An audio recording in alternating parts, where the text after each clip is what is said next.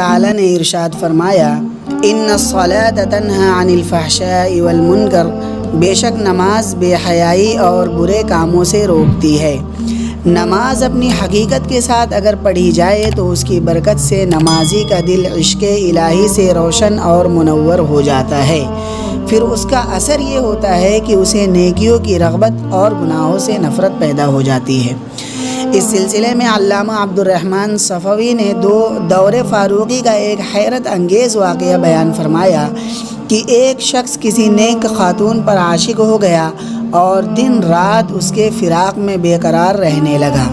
آخر ایک دن موقع پا کر اپنے عشق کا اظہار کر دیا اور وصال یعنی ملاپ کا مطالبہ کیا، تو اس عورت نے حکمت عملی سے کام لیتے ہوئے یہ کہا کہ ہمیں حاصل کرنے سے پہلے ایک کام کرنا ہوگا، اور وہ یہ کہ تم امیر المؤمنین سیدنا فاروق اعظم رضی اللہ عنہ کے پیچھے 40 دن تک مسجد نبوی میں نماز با جماعت کا اہتمام کرو، پھر آگے دیکھا جائے گا۔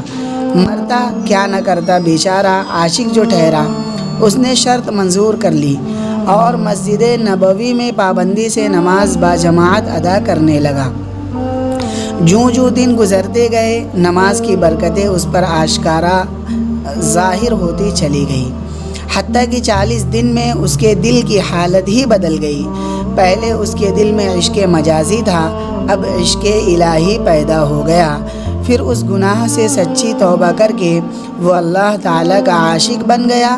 کہتے ہیں کہ حضرت عمر رضی اللہ عنہ کو جب اس واقعہ کا علم ہوا تو فرمایا صدق اللہ العظیم فی قولہ ان الصلاۃ تنہی عن الفحشاء والمنکر، بے شک نماز بے حیائی اور برائی سے روکتی ہے۔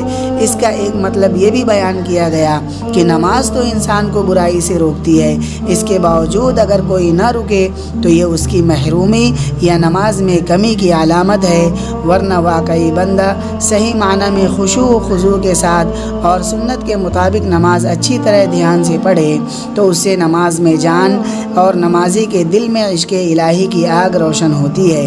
اس وجہ سے بھی نماز کو لفظ صلاۃ سے موسوم کیا گیا۔